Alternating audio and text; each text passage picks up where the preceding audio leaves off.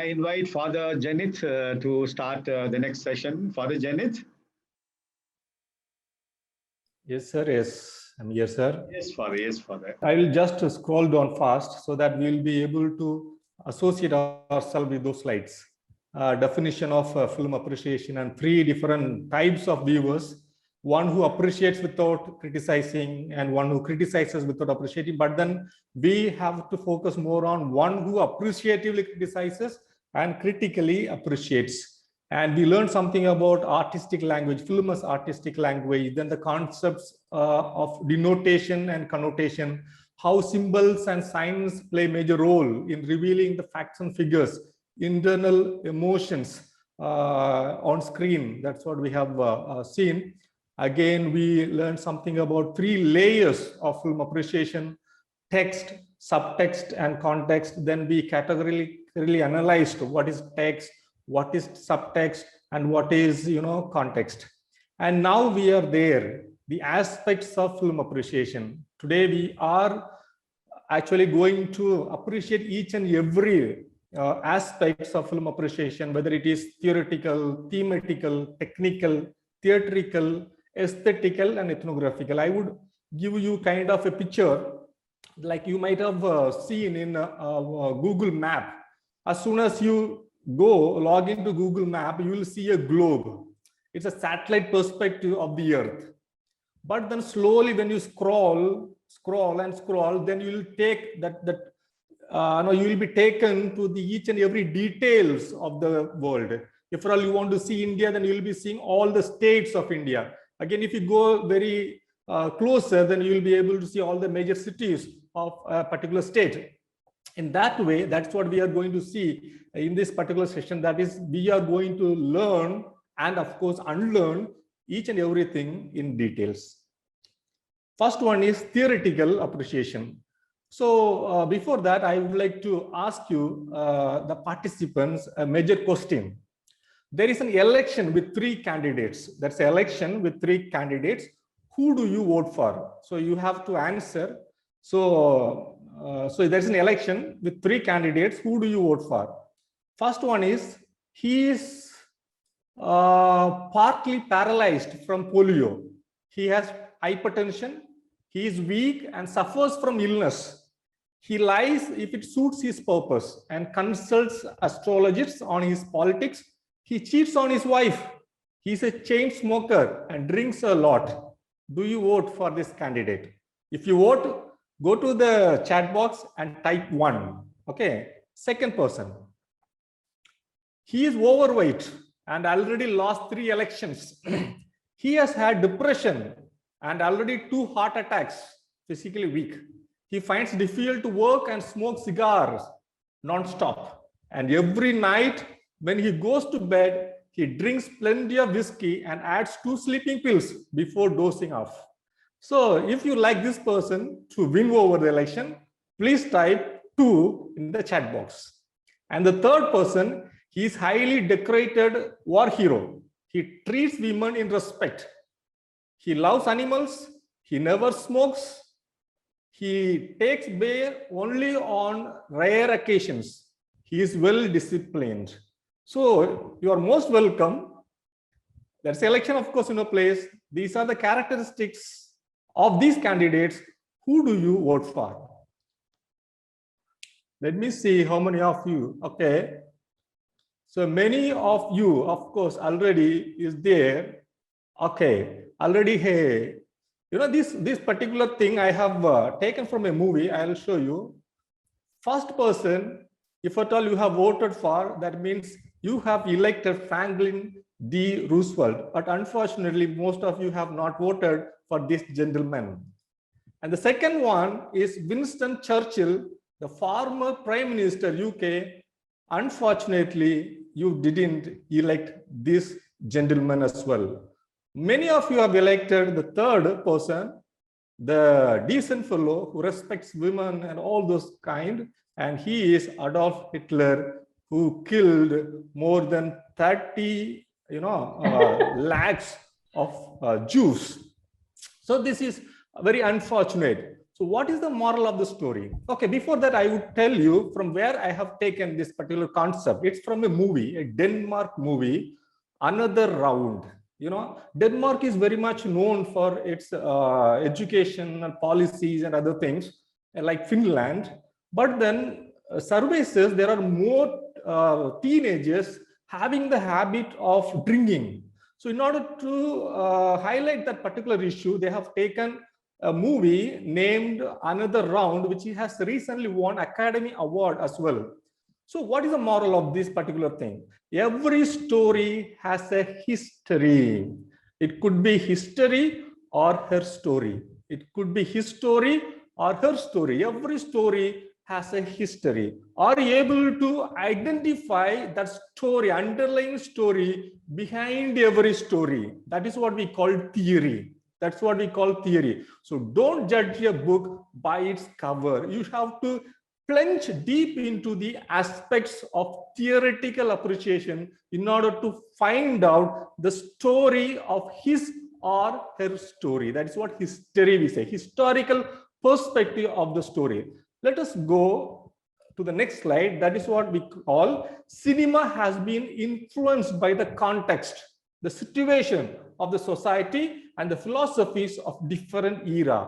Already we have seen or heard Vikas Ji talking about different theories. Then it will be useful. Actually, it is not like that we are again reiterating the same thing, but what we are going to do is we are getting reinforced by the same idea so that we'll get clarity of thought.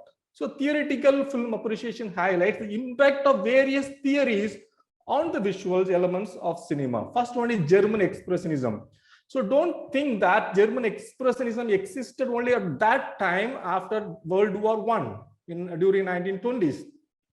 German Expressionism visualizes collective anxiety through distorted and horrendous imagery. You can see the posters like The Cabinet of Dr. Caligari. It's one of the movies of that time, and Metropolis. You can even see the posters, how frightening and threatening those images are.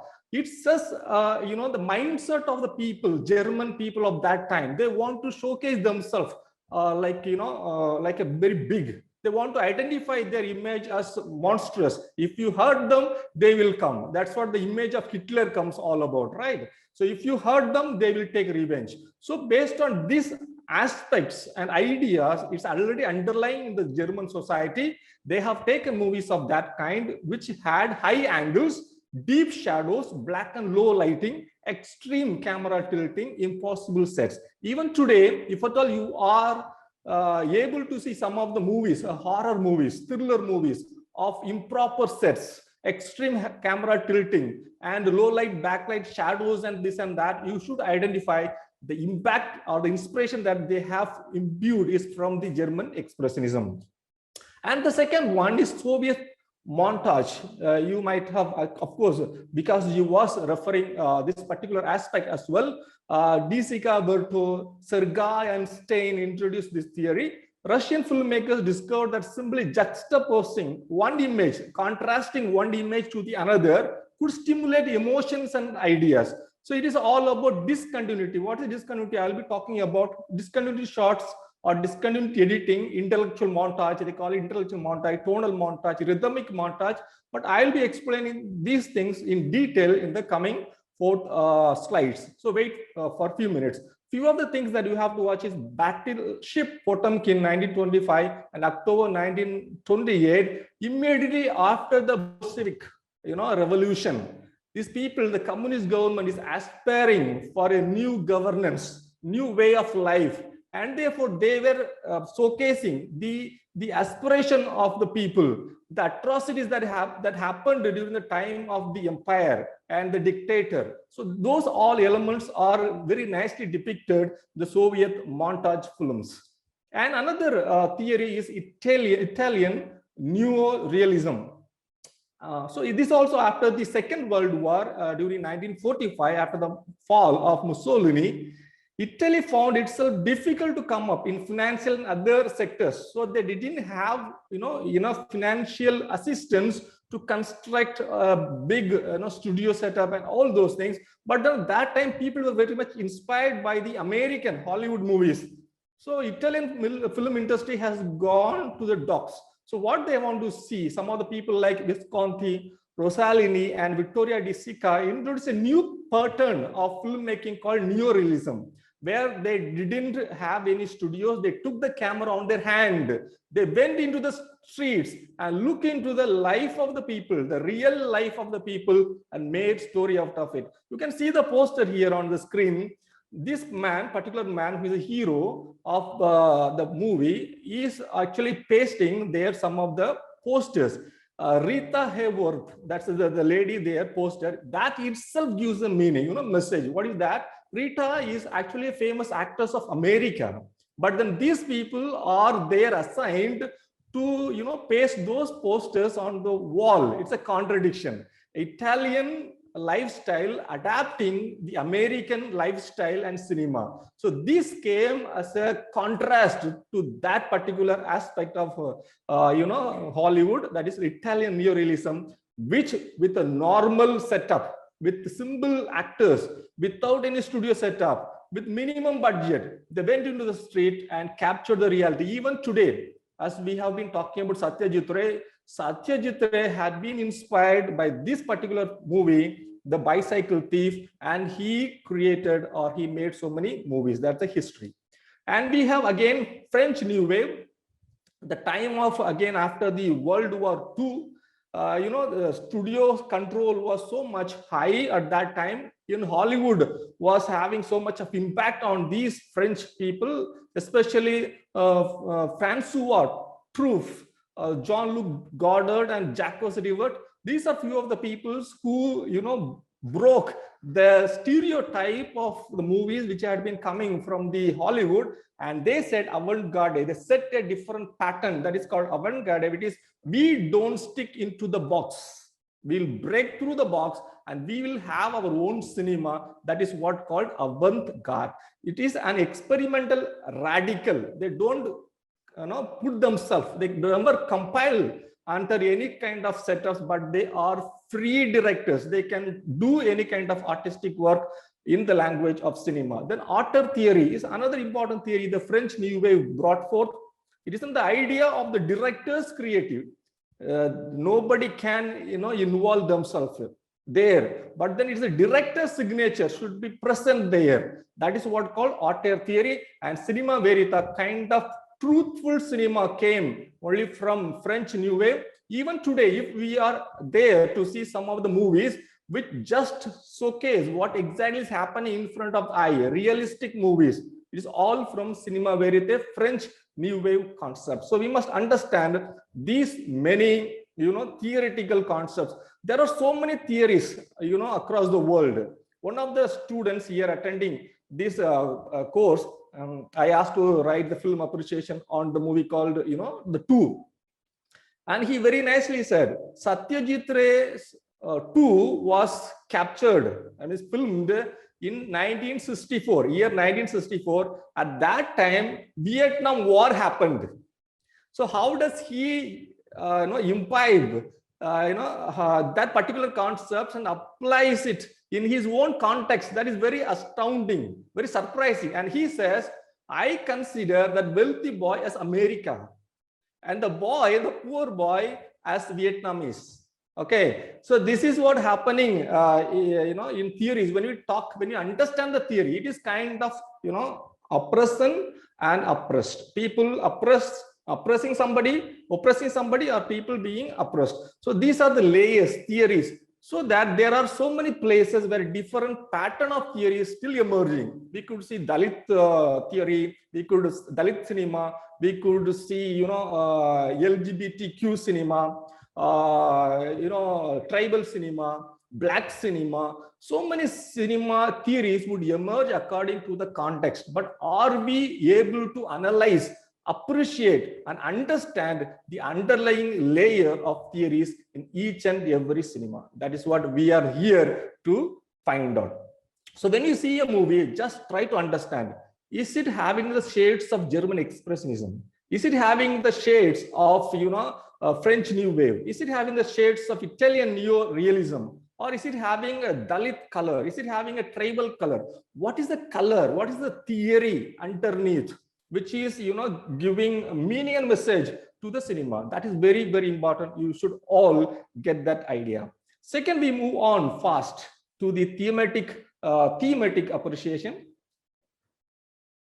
Okay, so under the thematic appreciation, we will be appreciating the style, genre, story, structure, and script. Thematic film appreciation focuses on the importance of themes and story narration in cinema. 4 yes. So thematic appreciation includes evaluation or appreciation of 4 yes: style, story, structure, and script. Let us go through it a little faster so that we may be able to complete it today itself. Okay, so genre. Already Vikas ji has conducted, the entire course on film genre for 5 days. Just imagine 5 days he has been, sir, 5 days or 10 days? 5 days. Yeah.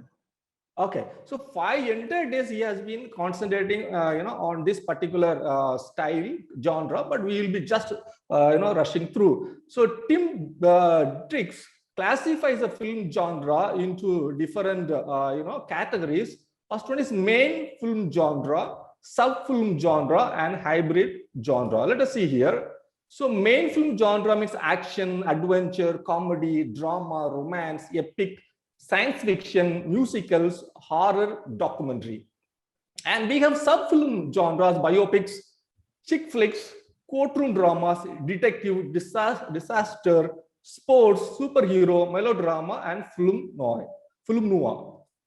And we have hybrid genres, combination of both the main genre and subgenre films are called hybrid genre films. For example, action comedy, tragic comedy, epic adventure, fantasy drama, romantic comedy, epic western. So these are hybrid, combination of both, main genre and the sub genre. So that is what we call hybrid genre. So when you watch a movie, when you see a movie, you should be able to understand what genre is the color of the movie. What genre color does the movie have? This is what you have to understand.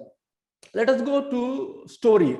So story is the nerve that connects the scenes. Of course, it is very, very important since it is the soul of a cinema. Storyless cinema is a soulless cinema. So I would like to, ask you to appreciate movie, especially the storyline based on close art, based on this particular concept called close art. A story can revolve around different factors. Okay, let us see. You have to understand and appreciate, does this story revolve around the character? Or does this story revolve around the location? For example, character means Forrest Gump. Robert Zemeckis is the director of a beautiful movie you should see. He himself narrates the story, his own story. Okay, is it revolving around the character? Does the story revolve around a location like a Pearl Harbor? It's kind of war between Japan and America, and the bombing that happened in America, one of the harbors in America. So it's of location. It's all about that location. The movie doesn't move anywhere else, but focus is on the location. And the war is object. Titanic is a ship. It's an object. Then situation. Somebody was chatting there. 1917. It's a movie by Sam Mendes. In 1917, that movie, there, some people, those who do not know of cinema, they will never find any cut in between. It's not only the first 9 minutes, the entire cinema without any cut. Just imagine how much of hard work. And of course, there are cuts, but the viewers may not be able to see the cuts. That brilliant those cinemas are made. So that is all about situation, kind of war happening. Okay, war during the time of war, what happens? Kind of war film. Then act. So the protagonist doing an act to redeem himself and the other. For example, the Shawshank Redemption. That's a particular movie you can see where the act is the focus of the story. Then the theme, of course, what is the underlying theme? Justice, love, sacrifice. So you must be able to understand and appreciate when you see a movie, where and what is the revolving factor of this particular story. Where does the story revolve? Around what? That is just to keep in your mind, just keep this word acronym CLOSAT, CLOSAT. C stands for character, L stands for location, O object, S situation, A act, and T theme. And the structure, already people, like Maggie sir, then, Vikas G, then even Father Benny, they talked about the structure of the story, 3-act structure. Okay, as liquid substance take the shape of the container, so does the story. It's a structure, it needs a structure. If at all story is a liquid, the structure is a container. It needs a structure to contain the story. Okay, that's what we are going to analyze. So storytelling will be more effective when it is narrated from a structural framework. So what are the structures? We just blindly see a movie, but are we analyzing, okay, this is the character, this is the plot, this is the not, and all those things we know, but do we understand, is there any presence of structure in this story narration? And let us say first 3-act structure. So it is kind of inverted bell. There will be exposition, start, middle, and the end. There will be exposition, then confrontation. It can be also interpreted as conflict, and resolution. It can be interpreted as climax. Okay, so climax, beginning, exposition, confrontation, and resolution. Inverted bell shape, kind of, a curve should be there for 3-act structure. So, ordinary story, and at the hero meets the villain, then the conflict level rises, then he solves the problem, then it comes down, resolution, we call it climax. So this is normal pattern of any story. Again, second kind of structure proposed by Joseph Campbell is the hero's journey. Let us watch the movie like Avatar. Let us take that, keep that mind, that story in our mind. The Avatar, the foreigner, the American. Okay, of course, the protagonist and antagonist of Americans or foreigners. They enter into another world, another universe, another place, and they, what this person, he goes as a hero journey and finds the problem, gets incarnated into the problems of the tribal people of these different sects, and he finds out the problem and gives them solution like a hero, and he comes back victoriously, or he stays there. In the movie he stays there, but he comes back victoriously. That is the structure of the hero journey. That's a departure, initiation, and return. If at all you find a theme or a story of this structure, you have to easily identify, okay, this is Joseph Campbell's hero's journey structure. Okay, it should come in your mind. That is why, that is how you can appreciate a movie. Otherwise, just blindly saying, okay, what is the structure, what is the, what are the plots, nothing knowing. If you just blindly we see a movie, then it will not be so meaningful and appealing to you. Then the third one is sequence approach, proposed by Frank Daniel. But sequence approach is very interesting. He says there should be, for example, 2 hours of movie, let us say. So it should be classified into 8 sequence structure. 2 hours of movie, 8 sequence of structures. 8 sequence are having exposition, confrontation, resolution. Exposition, confrontation, resolution. 3-act, structure. 8 sequence. Divide a movie into 8 sequence, and each sequence should have the 3-act structure. There should be, beginning, middle, and end. Beginning, middle, and end. So in that way, there will be multiple knots. The protagonist goes, finds a problem, and unknots. A knot, unknots, and goes to the next level. Knot will be there, and he unknots, finds solution, goes to next level. In that way, he will be also revealing the entire story at the last. What would be the entire structure of the story? If at all you happen to see such kind of movie, you can understand that movie has a structure called sequence approach structure proposed by Frank Daniel. Okay, these all things are like linear pattern structures. It all having linear. Linear means a line. Start, middle, and end. but there are stories non-linear, that means unconventional. You cannot put it in a box. You cannot bring that under any grammar. It is the avant-garde, the artistic perspective of the director. Director is the hero there. He starts the story from anywhere, he ends it anywhere, and it is of his own freedom, non-linear. It is like a kind of circle. It can be even like a kind of diamond. It kind of can have the shape of the square. It is of the freedom of the director. That is non-linear. So when you watch a movie, and if at all you really want to appreciate, you should find out what exactly is the structure of the story. This is what you have to understand and analyze. The third and another thing, script. So many of them have already talked about that, screenplay and the dialogue and action. So you have to analyze how effective the dialogue is, how effective the intro of the characters, how effective the plots narrated, the structure, and everything. You can everything is based on a script. There are different kinds of script. I need not go in depth, but then I want that you should have an idea. Story script, spec script, pitch script, screenplay, editing script, shooting script. There are different layers and levels of scripts.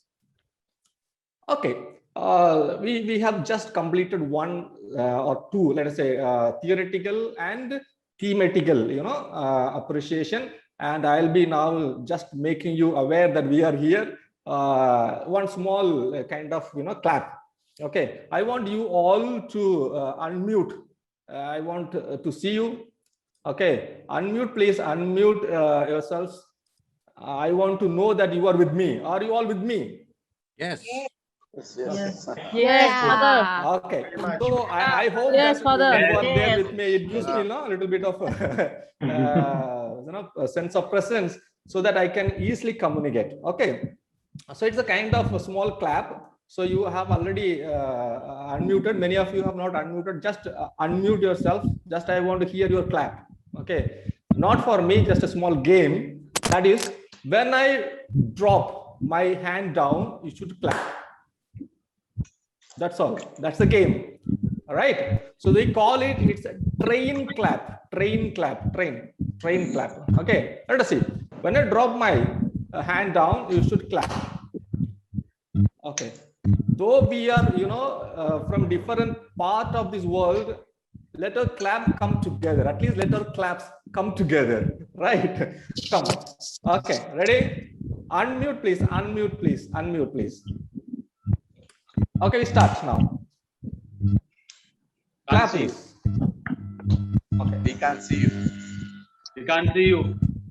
Yeah, when we are clapping, sometimes the person who claps comes into the screen. We can't see you. Okay. So what you have to do? You need to be spotlighted. No, you have to pin me. That's very important. You have to pin me. There's an option called 3 dots are there, right? In the nearby me, mute, pin. There's an option called pin. So only I will be there. Okay. So already, let us do that. Just a game. So just a refreshment. Okay. Clap, please. Yes.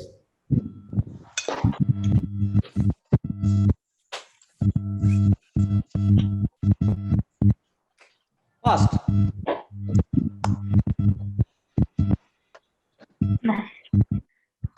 Okay, when you do together, it's really a beautiful thing. Let us do once again. Okay, flow like.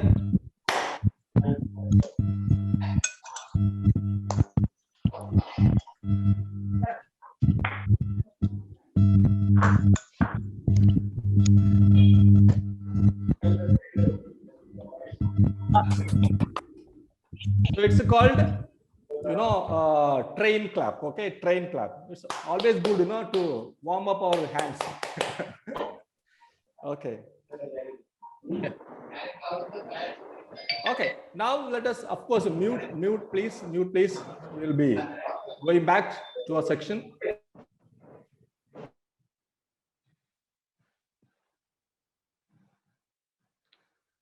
Father, I have muted. Yes. All. Yeah. Technical appreciation. I just kind of request, please keep a paper or a book, notebook, and a pen on a table, anything, any word, keyword strikes you, kindly note it down. It will be helpful to you. Okay. And when you write, it will get registered here in your mind. So I want your full attention so that we can journey together to learn and to unlearn. That's very important, to learn and to unlearn. Yes. So this is the movie, you might have seen. I'm going to show you only one clip today that is also from this movie. That is, La La Land. It got 6 Academy Awards. La La Land got 6 Academy Awards for Best Actor, Best Actress, Best Director, Best Original Screenplay, Best Original Score, Best Original Song. See, 6 Academy Awards and 14 Academy Award nomination. It was nominated for 14 categories, but got backed 6 Academy Awards. So I'm going to show you a clip that we have been talking about. We are in technical appreciation. Just don't forget that we are in technical appreciation. Technically, we are going to appreciate film. So we have been talking about one shot. What is one shot? Camera on, camera off. That's one. Camera roll, start rolling, end rolling. That is one shot. So this particular song, the very beginning of the movie, you'll have a song, okay, which is of one shot. Of course, there will be something, but then they say it is a one shot. So I want you to watch that movie, what that particular song, just listen to that. So we are going to, appreciate technically how visuals are, shot. Let us go to the next slide. That is what we are going to see, aspects of technical appreciation. We are going to appreciate cinematography, editing, and lighting. Already we have heard so many things. That is good introduction. So we must know certain elements of cinematography, editing, and lighting. And this film appreciation will reinsist and reinforce all the ideas already we have accumulated throughout this, session. Let us now learn something about cinematography and how can we appreciate the elements of cinematography. So Tom Wallis, he says, the most powerful users of cinematography do more than simply display technical expertise. They provoke emotional, intellectual, and aesthetic responses. Let us see few of the things. Okay, first one is dollies. Okay, dollies. So these tracking shots create forward and backward momentum. It can go forward, it can also go backward, which means, just try to how to appreciate the dolly shots, which means it takes the viewers into the interiority of the subject. It takes into the heart, the core of the subject, and it takes out, pulls back, which means it's taking, tearing you away from the character. It is forcefully tearing you away from the character. That powerful this dolly shot is. I hope you understand. When you dolly in, it takes you, the viewer, to the interiority, the innermost core element of the character. But if the director wants you to take you out immediately, pull you out or tear you out from the character, then he pulls it back. That effective the dolly is. Let us see a few GIF files which will make you understand. See here, it goes in, takes you into the emotional aspect of the character, dolly in. Okay, you can see again, it takes you closer to the character, and you can easily associate your emotion with the character. And another thing you can see here, dolly out, you tears it away from you. You do not know what's happening. The director wants the viewer to come out of the interior space of the character. So this is how dolly happens. So one is dolly in and another one is dolly out. It has a lot of meaning. When you watch a movie, keep this in your mind. So this is gimbal, okay, or this is gimbal or handheld camera. It is held, hand. So if this movement makes the viewers fully participate. If the character walks, camera also walks. Camera walks means what? You are also walking along with the character. Okay, that intense handheld camera is. So you fully participate with the character of the story. It captures the real life situation by journeying along with the subject. We have seen a song from La La Land. When the gimbal, that means when they are sliding towards or in between the cars, and you will be also able to go sliding in between the cars and participate along with the people, those who are dancing there. So that impactful, this particular handheld camera in cinematography. Let us see the small GIF file here. See here, the man walking and the handheld camera is going along with him, which says that we are also walking along with him, which gives a kind of impact. So when you watch a movie and if at all you are able to see such kind of thing, you should say the director wants you to journey along with the character. Okay, Swiss pan. This is another important and very effective cinematography effect or tool to make you more to rise your tension, fear, and horrific situation. It happens when horizontal camera movements occur so rapidly, so fast. Here, right to left, so fast. Okay, quickly in order to express rising tension, fear, and horrific situation. If at all you see that kind of thing, you should say that director wants to create or heighten the tension. Okay, that is already present in the visuals. Let us see some GIF file. See here. See, you can see the GIF file here, the camera movement. See, left to right, pan, fast, quick pan. That is what called Swiss pan, quick pan. Okay, left to right. And you can see the another image. It is only the visuals. See here, 1, 2, left and right. Okay, this is what called Swiss pan, left and right. So it is used to express rising tension, fear, and horrific situation. Okay, now we go for camera angles. Already we have learned certain things like what other people have said, but now we are going to elucidate or we are find out the meaning and message which is already present in those kind of camera angles. So bird's eye view, it's mostly establishes characters, okay, and it makes the viewers understand where the character is getting pitched relationship with the context of the shot. Filmmakers use drone, helicopter, or crane to achieve bird's eye view angle shots. It is also used as a tool to communicate magnanimity. This is the subtext, okay, subtext of this shot, that is magnanimity, vastness, hope, and scope with reference to characters in the story. Let us see the video of that. See here. It could be a drone, it could be a helicopter. Okay, camera angle. So if at all a director shows this kind of angle, you should be able to understand that the director wants to communicate the magnanimity, the vastness, the hope, and the scope of the character, which is already getting established there. Okay, worm's eye view. See, it gives minute detailing of the properties that our eyes normally don't look at. You can see the camera where it is placed. It is placed on the ground. So it gives a different perspective. Here you can see a worker, a farmer sitting there, but you can see the hard work of the farmer by as the director showcases the footprints, okay, or the distorted feet. Okay, camera aiming upward communities it also exaggerate the size, volume, and dominant gesture of the subject. Though he's a farmer, if farming doesn't happen, we cannot eat. That means he is so powerful. That is the concept which is there in the mind of the director. And point of view, POV, they call, visualize the subject's viewpoint.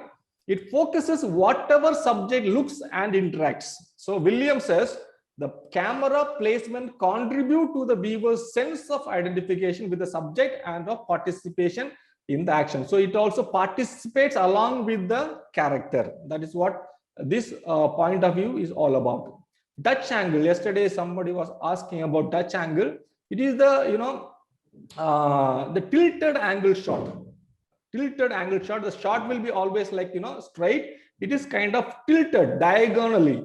Tilted diagonally. It's a vertical, right? Horizontal, and it is diagonal. Diagonal shot, which is there usually directors use to create or to portray the confused state of the character. If at all you happen to see such kind of shot, you have to understand the director wants to portray the confused state of the character. He is in commotion. He is utter failure. His mind is distorted. Okay, he doesn't have any clarity of thought. So all those things are portrayed by designing a shot like that. Okay, camera shots. I am of course not going to worry about that. Okay, camera focus. Maggie sir already introduced these things to you, but I will be happily introducing again, reintroducing again, because it is very much important in film appreciation. See, defocus. First is defocus. You can see there I have written a description. Look only at me.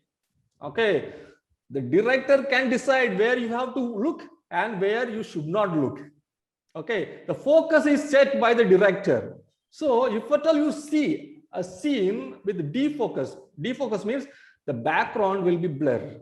Shallow depth of field, they call it shallow depth of field, and defocus, which means the intention of the director is that look only at me. I am the focus point. I am the core character in this particular scene. So viewers must look at that particular thing there. Okay, that is what called defocus.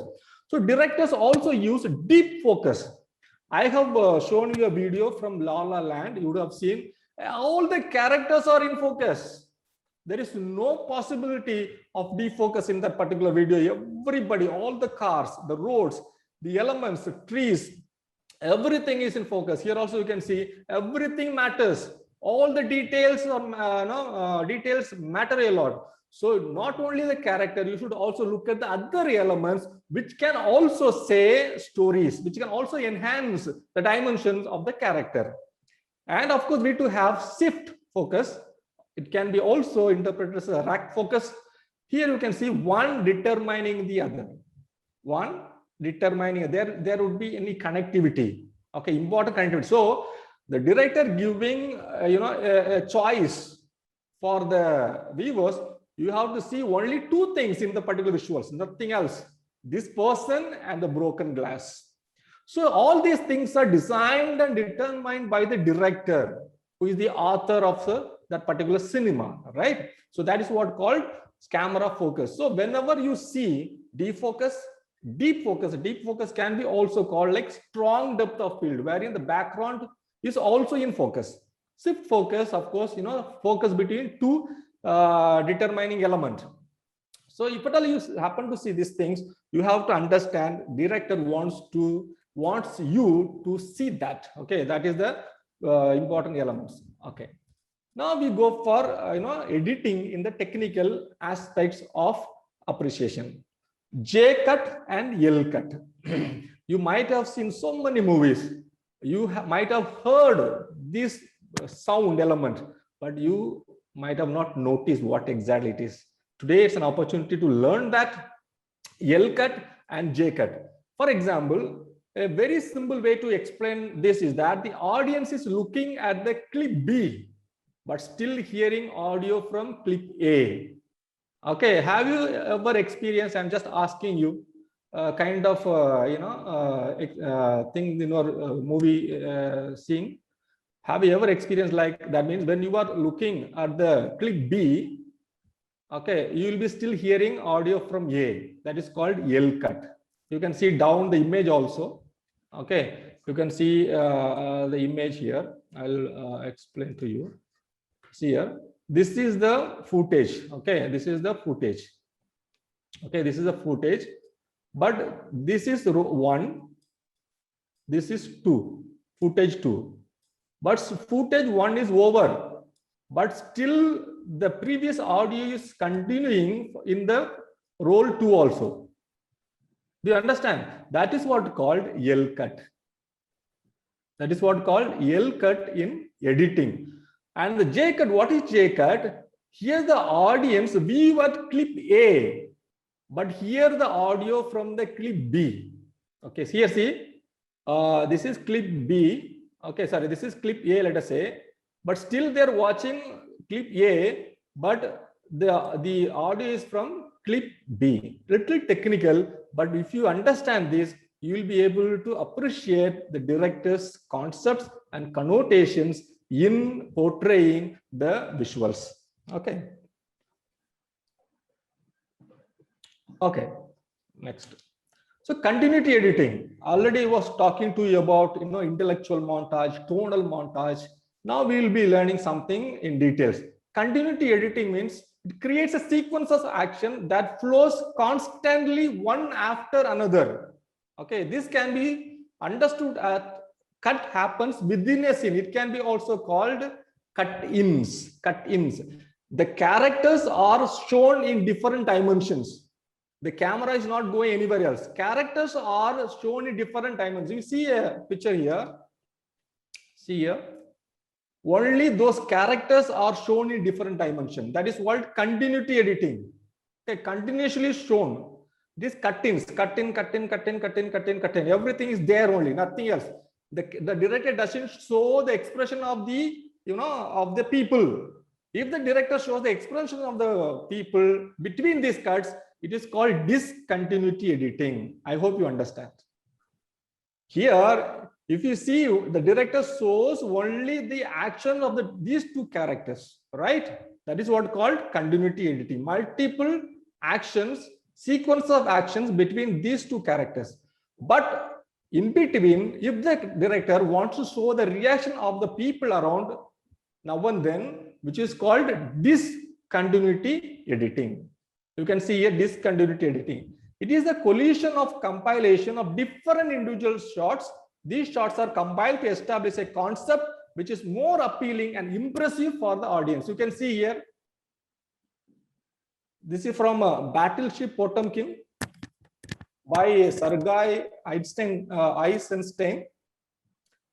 Okay, famous scene. See here, not only of this person, there will be of another person. There will be shot of another shot. There will be, so different shots compiled together. That's called montage.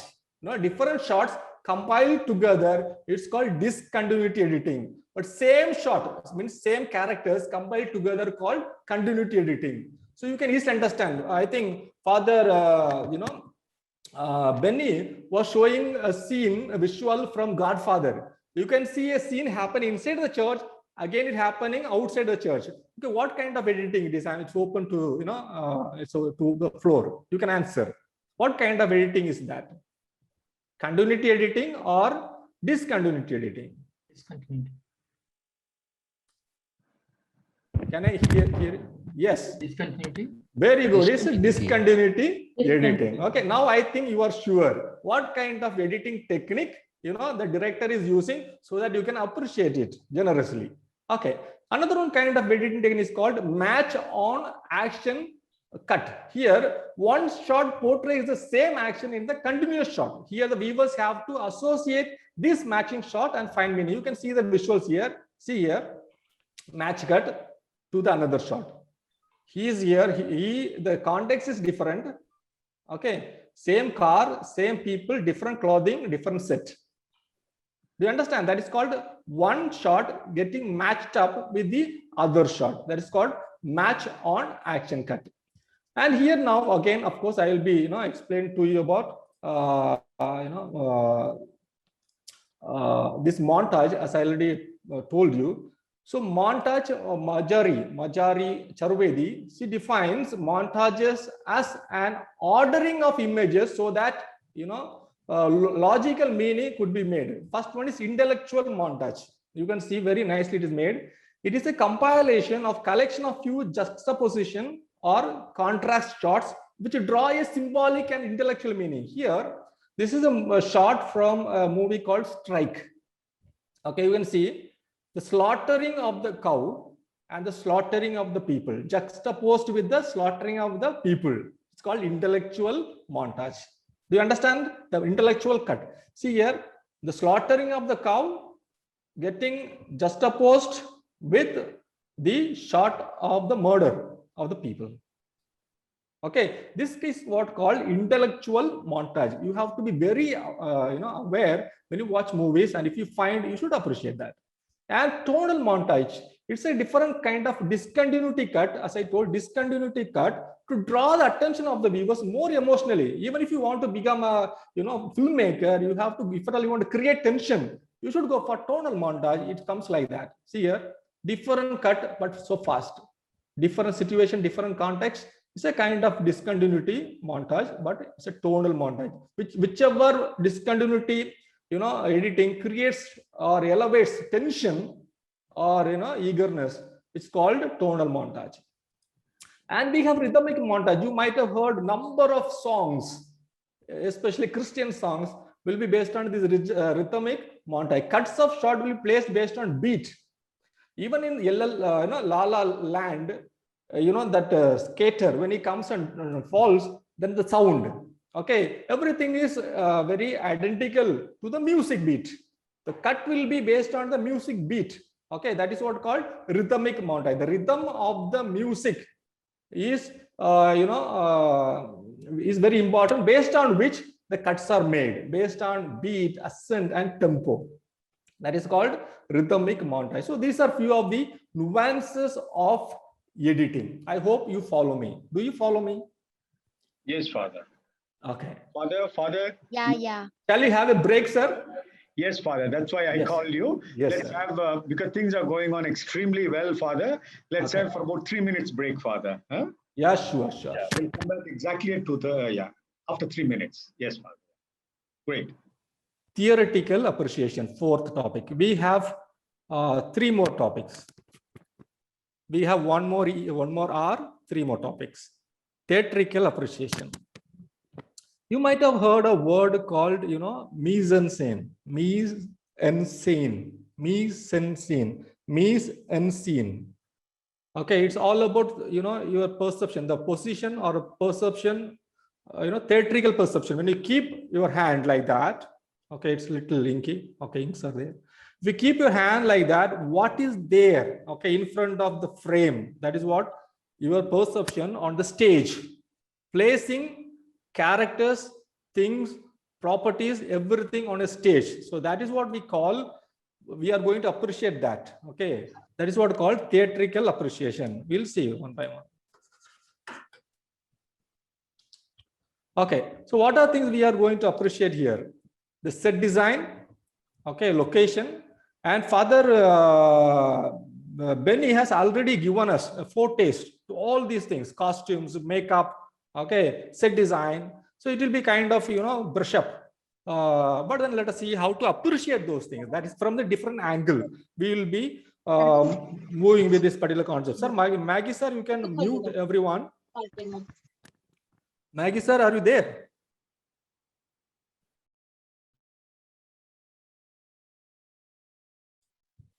Father, Okay. done it. Yes, thank you, sir. So theatrical elements like set design, location, costume, makeup. Let us see one by one. How can we appreciate these things? What are the nuances and natures of these elements? First one is set design. You can see here in this particular image. Okay, just I want to tell you, the movie maker, he just wants to tell the innermost, characteristics or traits of the character to the sets outside. He just wants to express. He's a poor fellow. He doesn't follow anything which is very orderly.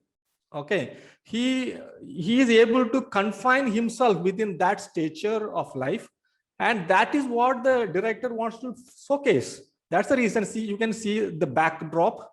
Okay, without the walls, without paints. And the colors are shattered, and most of the garbages are there. And you can see actually it's all about the character wants to talk something about the character. The director wants to talk something about the character. He wants to say something about the director. The character, you can say here, it communicates the details of the character, his or her mood, and the theme of the scene. Half of the dialogue that the characters supposed to communicate are easily communicated by the sets and location. You need not add separate dialogue for that.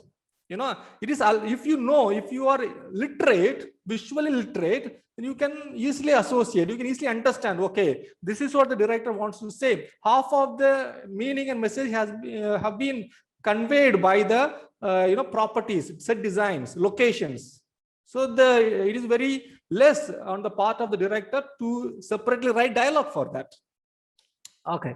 You see here few of the sets here. This is one of the scenes in the movie Christopher Nolan's movie Inception. You might have seen that movie. It's an amazing 360-degree spinning corridor set he has made. The scene required over 500 crew members to complete and took 3 weeks to shoot. Okay, this particular set, it will be rolling. Okay, this set will be rolling and it needed 3 weeks to shoot. I showed you a video of La La Land. There the director says they practice for so many days. You know, they practice for so many days.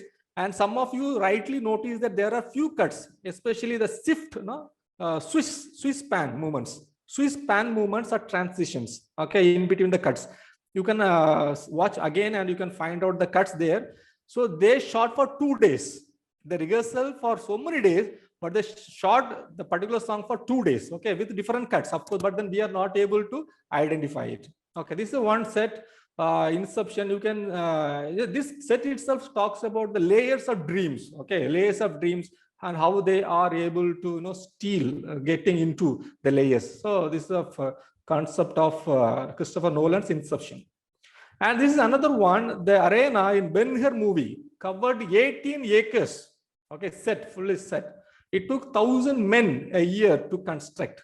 See, 1,000 men, okay, they needed 1,000 men to construct this particular set, and it required 1 year.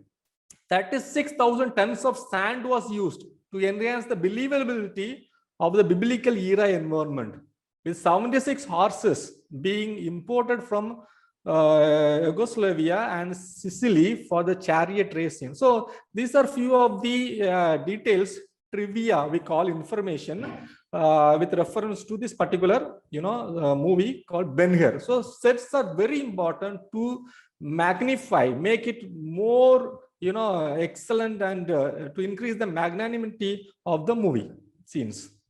Okay, costumes. The costumes and makeup of the character must suit the spirit of the character. That is very important. It should go in alliance with the in alliance with the character. That is very important. And of course, costumes. Tipage. Okay, you can pronounce it as tipage. What is tipage? Tipage is very important in theatrical appreciation. Tipage means selecting the cast and crew, especially the cast.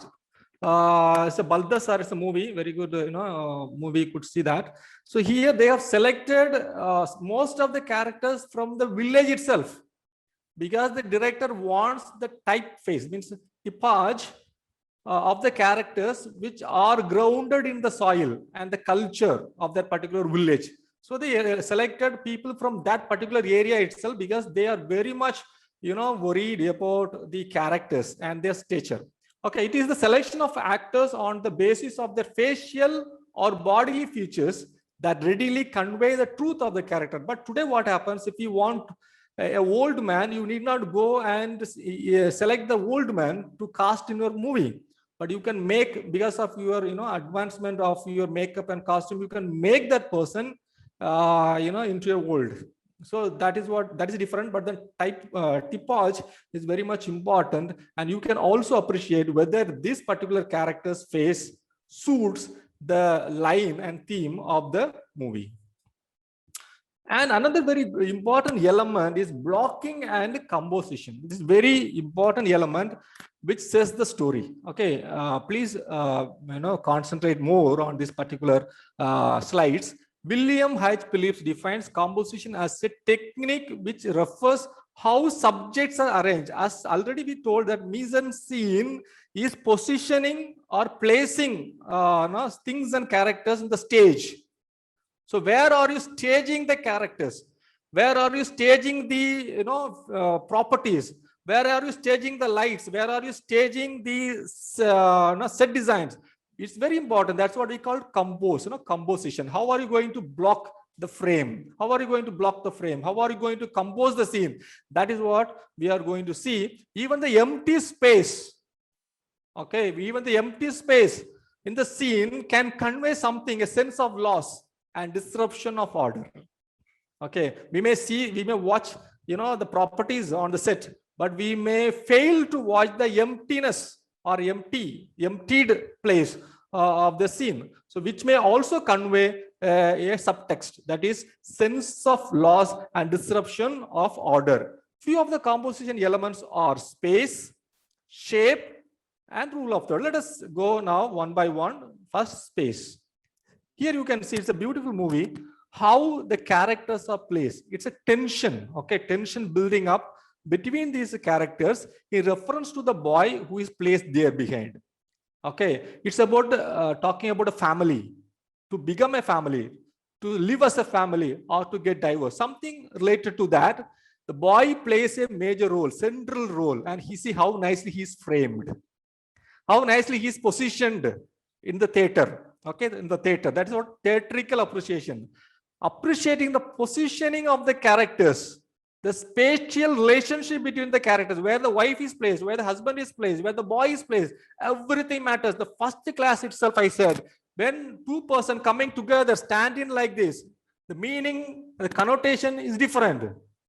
If the persons of this spatial relationship, the connotation is different.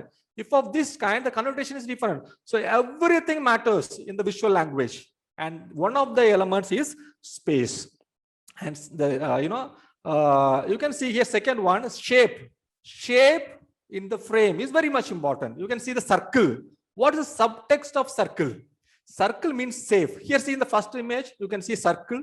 The room is circular in size, in shape. Second movie, the person is framed inside a circle frame. Okay, he is put there inside, which means it's safe, inclusive, normal. Everything is going, okay, everything is going very smoothly. There is no problem at all. The progression is vivid and very clear. That is what the subtext of this particular shape called circle. So therefore, see that theatrically, when you appreciate a movie, is there any circular expressions?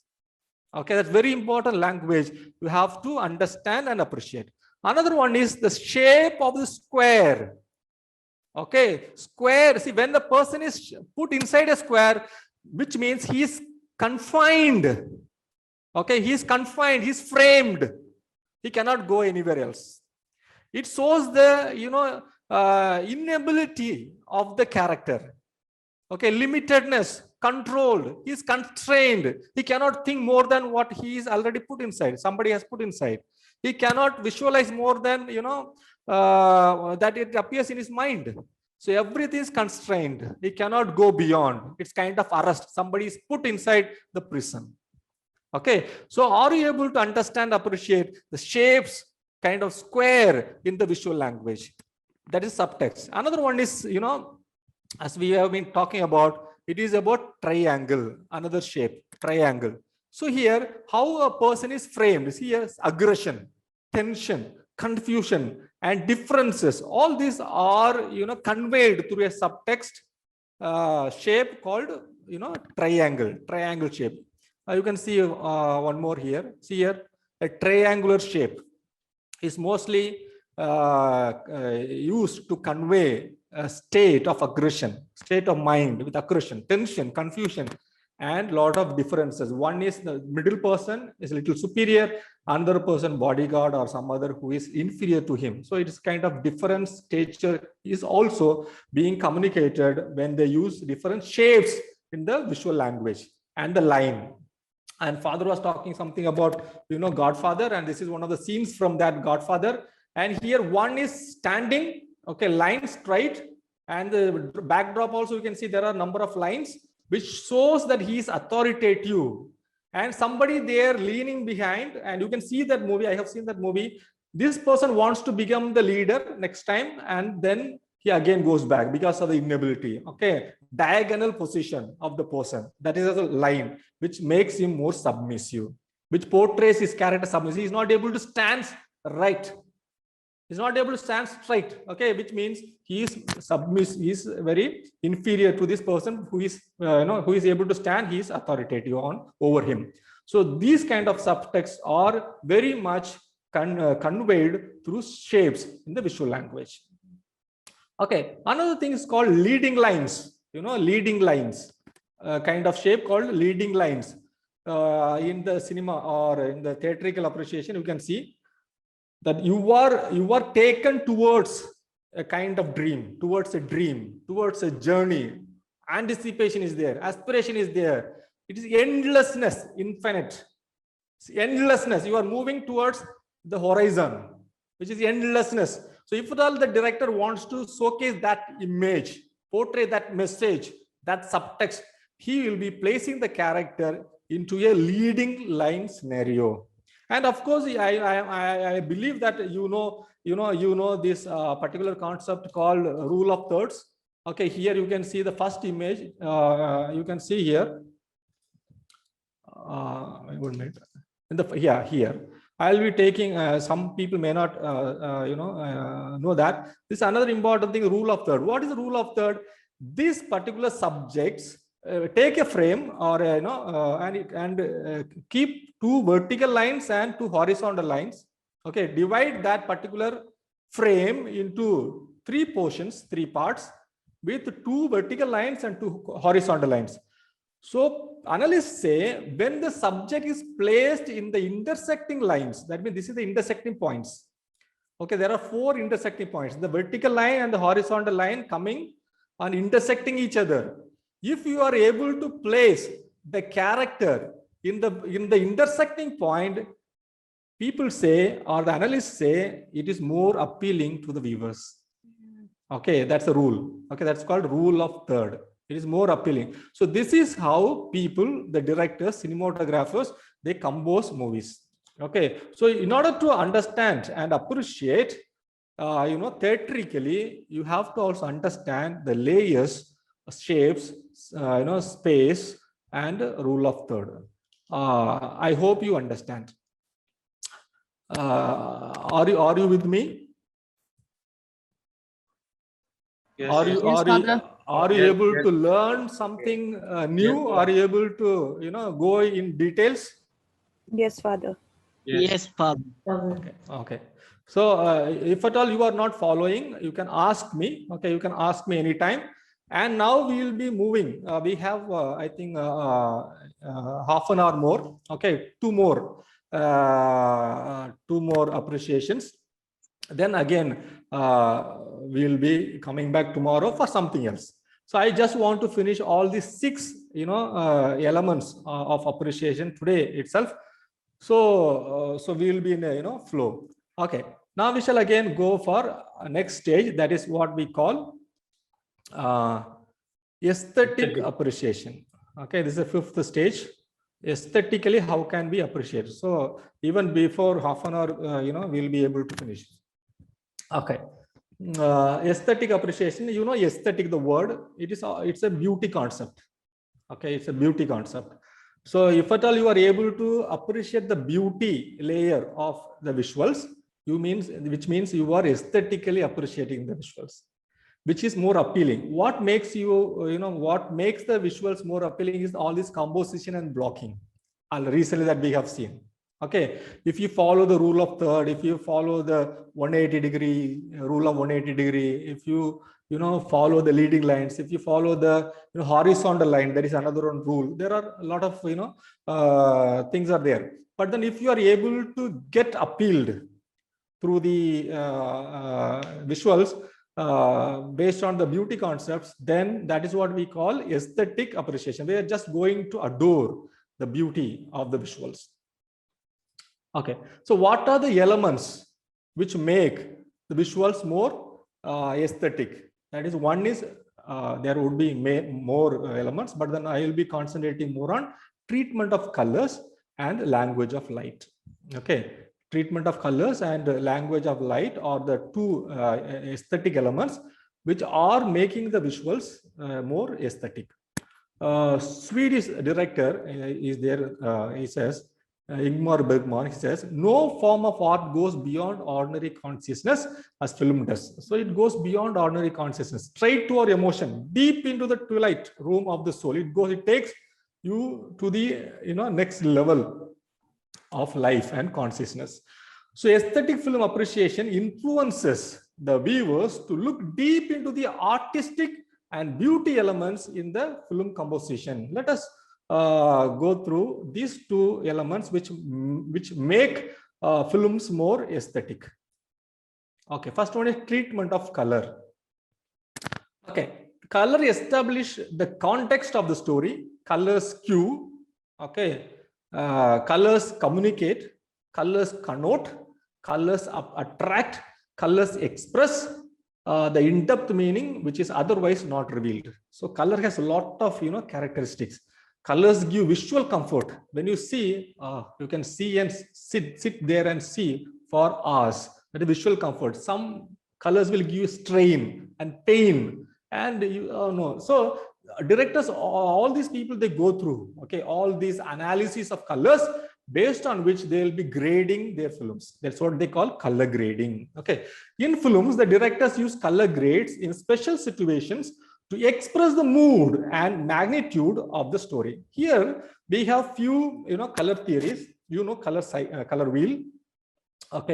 And first one is monochromatic. The arrows shows only yellow. Mono means one, correct? So it is called monochromatic color. Another one is analogous. Analogous means in the color wheel, if at all the director uses the adjacent color means nearby colors. Here, analogous, red, orange, and dark orange. All right. So these three colors he has used, which is called analogous. If at all the filmmaker is using these three colors or any other three colors in the color palette. If at all he uses blue, dark blue, and violet, that is again analogous. Three colors. But the color is not of opposite direction in the color wheel, but of adjacent. Nearby colors. Nearby three colors compiled together, and a color grade is made, which means it's analogous color grading. Got it? Second one is complementary color grading. What is complementary color grading? The director uses the opposite colors, one that is complementing the other color. In the color grading is called complementary color grading. For example, I'll tell you a easy way to understand is that when our white cloth becomes, because of frequent use, it becomes yellowish. What usually we do? What our parents do? What we do? To balance the color, what we do? We add ujala. Ujala means what? Blue. We add blue. So if it is yellow, then naturally if you add blue, then it will become a proper white. So that is what complementary color. See here, opposite color. Opposite to yellow is actually blue. Opposite to yellow is blue. Same way, opposite to red is green. Opposite to dark blue is orange. So it is all about that. Complementary colors. Some filmmakers, they use complementary colors to convey the mood, and magnitude of the story. I think you understand what is complementary color in the color wheel. And triad. Triadic color is that three colors, in opposite direction, not adjacent side. Three colors in opposite directions. If the filmmaker chooses those color grading, then it is called triadic color grading. So as soon as now onwards, as soon as you see a movie, you'll be able to understand what kind of color grading the director is following. Is it monochromatic color, or analogous color, or complementary color, or triadic color? Based on the theme of the story, the director can choose the colors. There will be other color grading palette also. There are thousands and thousands of color palettes are there. The directors may go through it. Let us go again. This another one psychologist, Dr. Robert Plutwik. I think NLP. He is also known in the field of NLP, who uses color to describe emotions. He uses colors to describe emotions. The 8 basic emotion is associated with 8 basic colors. So directors, when they choose those colors, they make a reference from psychologists like Robert Plutwik, to express emotions through various colors, color grades. That is how color grading is very much important. You can see here, yellow is used for serenity, green is used for apprehension, dark green is used for distraction, and blue is used for grief and sadness, and violet is used for boredom, red is used for anger, rage, and orange is used for vigilance. So these are few of the colors that Robert is advocating, these colors, and he says these are the colors which also has an innate emotional ability. Okay. Father, Yes. this is slightly different from the belief system we have, Father, what the culture has told us. White is for purity, yellow is for auspicious, green for progress and prosperity, and pink is for love, white is for purity, black is for mourning, and orange is for jealousy, like that, Yeah, but this seems to be more scientific. What you're showing is seems to be more scientific and well researched, Father. Yeah. Yeah, this is by that psychologist, and he is associating. As soon as you see a color, you will feel, that emotions within you. You can easily associate yourself with that emotions, and even with when you associate yourself with the colors. That is actually by this NLP. He is an NLP, psychologist, Dr. Robert Plutchik, and he is doing. But I do not know whether all the cinematographers and directors they follow based on these colors. As Mahimai sir indicated, each and every culture has different meaning, okay, in reference to colors. So for example, mourning, somebody is dead. People in India, they wear white, but in America, they wear black, right? So it has a different meaning, but then you should understand the context and cultures also when you take these color theories for, for references. Okay. But just I want to tell you how this color grading is done and how people associate, take colors and, build in emotions in it. Here also you can see one of the, I have taken a visual here from Life of Pi. You can see here monochromatic color is used mostly and analogous. What color grade is used? I am asking you. There are 3 images are there. One is from Life of Pi. Another one is from Dunkirk, Christopher Nolan's. Another movie I do not know. I have taken from internet. So what are the color palette? The first picture, let us say, color grading the director has used. Life of Pi. This is closely with the analogous colors, right? This analogous you can see in the right side, red, yellow. Okay, red related colors and yellow. So analogous color, that means adjacent colors, nearby colors. All right. And you can see Dunkirk. Dunkirk is also actually a monochromatic colors. It's a kind of monochromatic color, not yellow, but it's of green. Green and green shades, one color, right? Green and green shades, monochromatic color. Mostly science fiction, science fiction movies. They use green. Another one is you see another again monochromatic color. It's a dark red and red shades. Okay, monochromatic. So as soon as you see a movie, you will be able to understand what kind of color and emotions the director wants to portray and convey to us. Okay, so now let us move to language of light. Okay, language of light. How director conveys meaning and message through lights, different pattern of lights.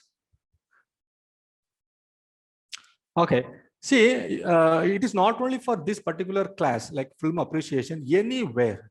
If at all you want to adore beauty, if at all you want to appreciate beauty, you should know the features of light and color, especially light.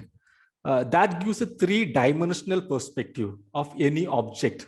What are those? One is highlight. Okay, where the light hits. Okay, that is highlight. Where the light hits, highlight. And the opposite highlight is cast shadow. See, for example, you can see the visuals of Mahimai Pragasa now. He is sitting there and you can see the cast shadow on the wall. Where is the highlight? The brightest part of the subject is highlight. Maybe it is reflecting, getting reflected on his glass, spectacles, maybe a tip of the nose or here, or maybe on me, it is on the forehead or on tip of my nose, I don't know. But Mahimai sir, you can see the cast shadow. This is opposite to highlight, cast shadow. If the intensity of the light is more, the shadow will be more. The thickness of shadow will be more. The intensity of the light is less, the thickness of shadow is less. That is the real principle. And in between highlight and shadow, it is the mid-tone. Okay. And of course, if at all you are able to see some, see, for example, my nose is there and some shadow is there. If at all you are able to see, that is called core shadow. Okay, that's called core shadow.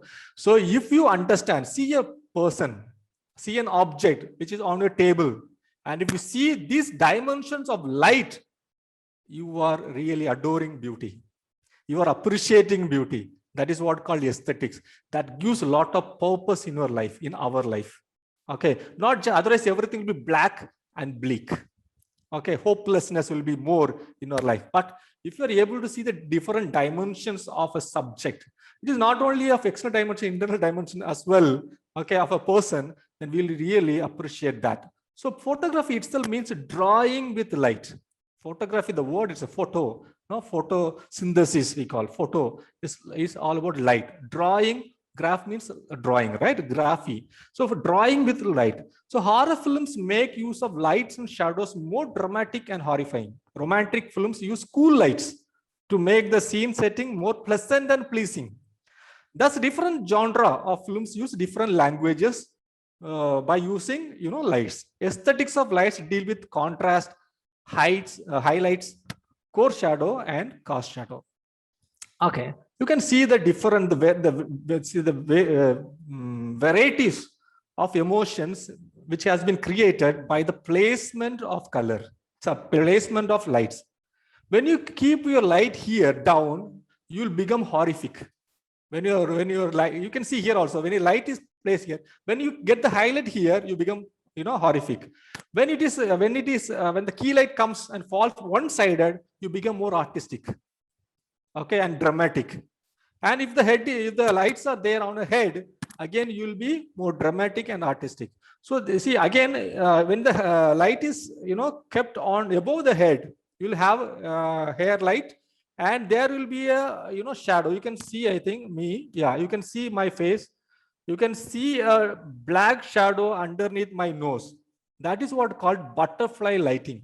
Okay, that is what called butterfly lighting. So, which gives a dramatic and artistic expressions. Okay, artistic expression. If you keep the light at the side, it's called Rembrandt lighting. That's one light at the side, Rembrandt lighting. That will give you a split. If you want to showcase the person as a split personality, one side there will be darkness and one side there will be a light.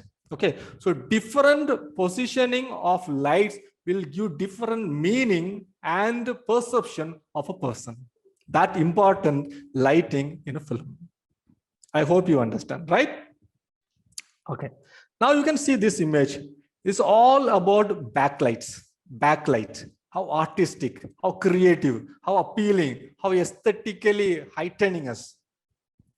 Right? It's called backlight. So here, this director used backlight for different scenario. First, you can see for love, he used backlight, and for horror and tension, he used backlight. And the framing is that he is confined. Okay, he doesn't have any other, but then he is very nicely framed. And this also a little horrific backlight. And another one is little some drama or some horror kind of thing. So backlight can be used in any way, or but then the discretion of the director is very important for what reason and purpose he is using. But then it gives a lot of aesthetics, gives a lot of beauty for the visuals. And this is another thing. I was talking about shapes and lines. Okay, shapes and lines, circle, square, line. Which is giving a lot of meaning. But people, cinematographers, they can also use shadow and light for framing the character. They have to block the character. Just what is framing? Framing means the director wants the viewers, the entire attention of the viewers on only the particular subject or the character. That is what called framing or blocking. Okay, some authors, some directors, they use lights and shadows to frame the character. Here you can see the shadow has been used on the man, and the light and shadow as a frame used on the this character. So that is also giving a lot of aesthetics in the visuals. Okay, here see, it is a light kept underneath. Okay, it can also showcase the personality of the person, makes him more magnanimous, more strange, more big. There are so many artistic, descriptions with the low lights, See the shadow there, see the light on his face, everything is appealing. Even then it is a black and white picture. Okay, these are few of the essentials and essences that we would be talking about. One is the treatment of color. Another one is language of light. So I am having again 15 minutes more, so that I'll be just getting into the another element appreciation, that is ethnographic appreciation. I'm happy today because I'm able to complete it, because I was urging asking Mahime sir also, sir, when I finish this, then it is like complete a package is over. Then whatever we talk tomorrow will be a kind of revision, or I'll be also taking some of the reviews that people have already written, so we can evaluate and find out certain things like that. Okay, now we'll go for the next final aspects of appreciation, that is ethnographic appreciation. Okay, many of us may not be aware of these appreciation movies, but very, very important elements. When there is any properties kept, okay, in a visuals, we should look into it. What is that property? A food item maybe. Okay, food item maybe, maybe a cloth, maybe an instrument, musical instrument, maybe a poem or a song, echoing from behind, echoing behind the person, character. All things have to be noticed. Okay, now let us see ethnography. Ethno means it's like it's coming from a study of anthropology. Sir Mahime sir, again I'm referring, he has done his doctorate in anthropology. Okay, it's of human, revolving around human, person as the center is what ethnography, sorry, it's anthropology, like person, man or woman as the center of study, center in the universe. It's all about the studying of all about them. Okay, so ethnography means people, ethnicity, it comes from the word ethnicity. Okay, ethnic characteristics, elements of ethnic characteristics. Let us see here. Few of the ethnographic elements are religion and belief. Maybe a cross. Father Benny was showing us from Godfather, that the elements of religion was there. Someone then commanded immediately Latin. Oh, beautiful Latin hymn is being sung. So that kind of immediately we get associated with that, and we are taken to that tradition, okay, and culture. So these are ethnographic elements. Okay, you are right. Okay, I am very happy that you got it. So religion and belief, okay, practices, religion and belief and practices are ethnographic elements. And poetry and languages. Some of the movies will have traditional poems recited. Poems will be recited. Traditional poems will be available. Somehow or other, maybe it is echoing, or somebody it is that played in the radio, or somebody as an old man is as a beggar is reciting. So many elements are there which will more often go unnoticed. I feel bad. Okay, I feel bad. Of course, the directors also may be, intentionally keeping those elements. But if you unnotice that, so it is like, like very, very bad. Okay, I feel bad if I go unnoticed of seeing that, without seeing that element. Okay, languages. When I call it languages, when I say India is having more languages, 22 official languages, 145 dialects. Okay, there are even other unscripted. They don't have script at all. There are dialects without scripts. Okay, so these many languages are there.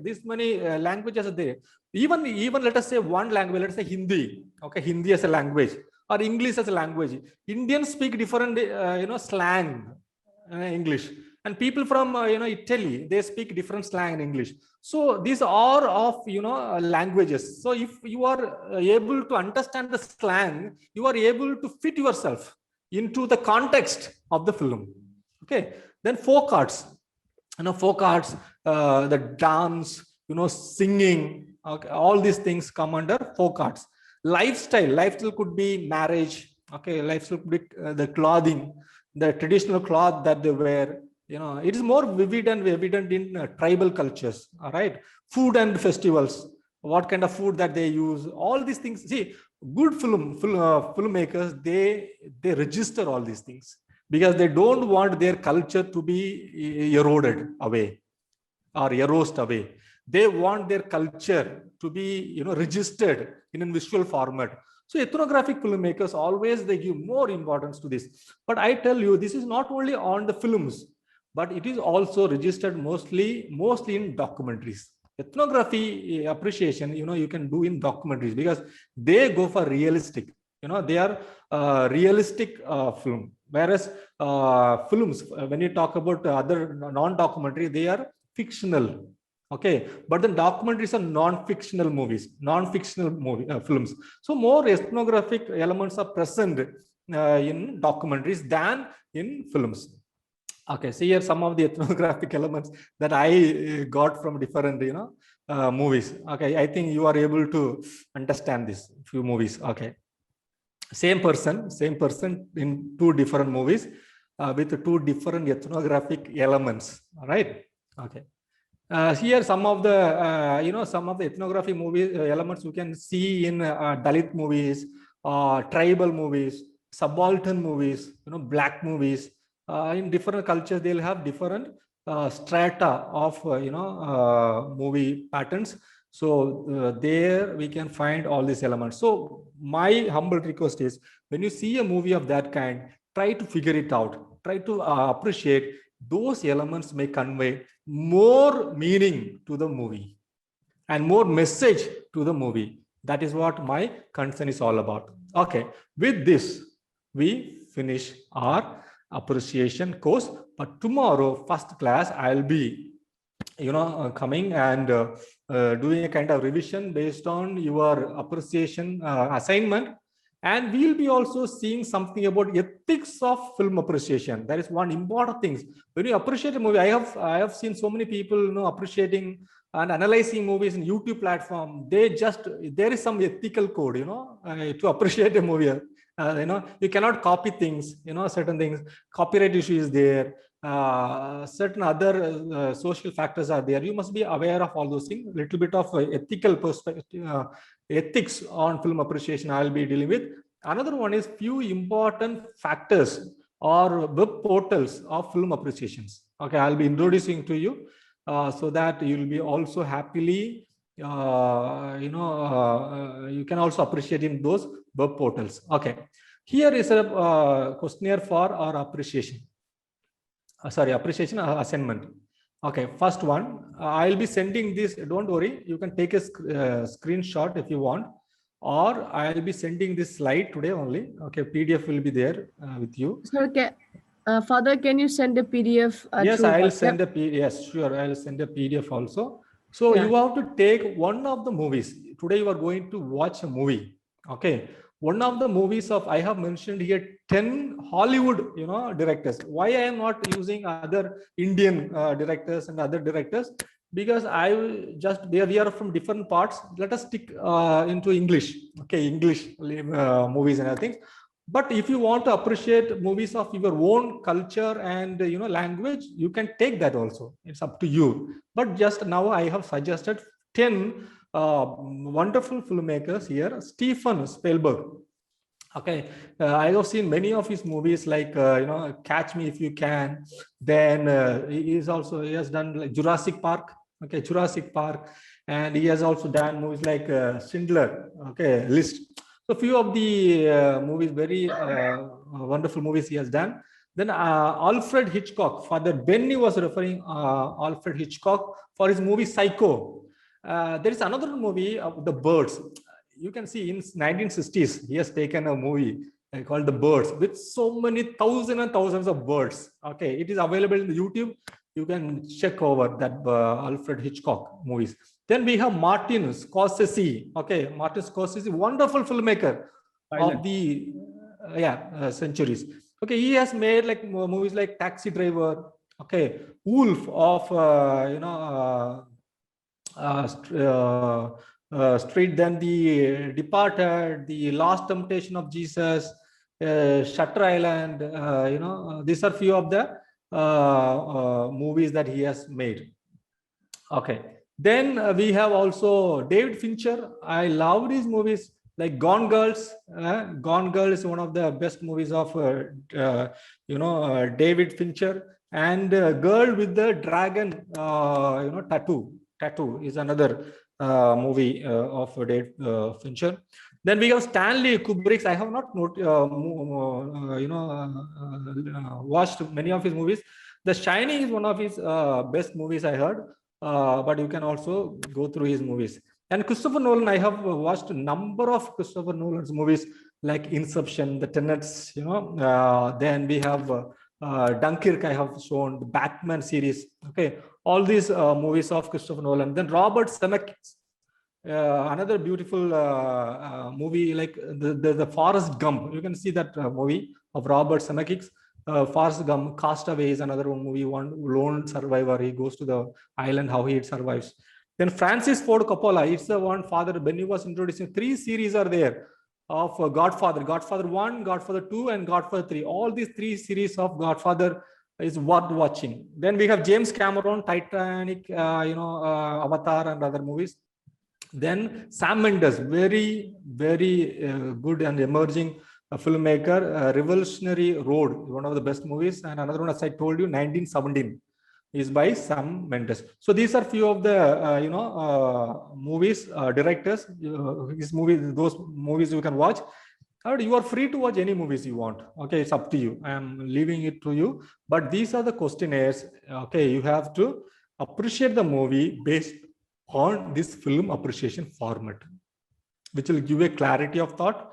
And you, as a trainers, you can take this format wherever you go, okay, and explain to them what exactly is each and every element of appreciation, and therefore people will be also able to appreciate. So thank you very much for this day. I hope that I am able to, I was able to present this, and it is not that I am able to present, I hope that you are able to understand it. Okay, that is very important. I hope that and believe, because I see you very much interested in this film appreciation course. Thank you very much, and over to Mahimai Prahasam. Thank you, sir.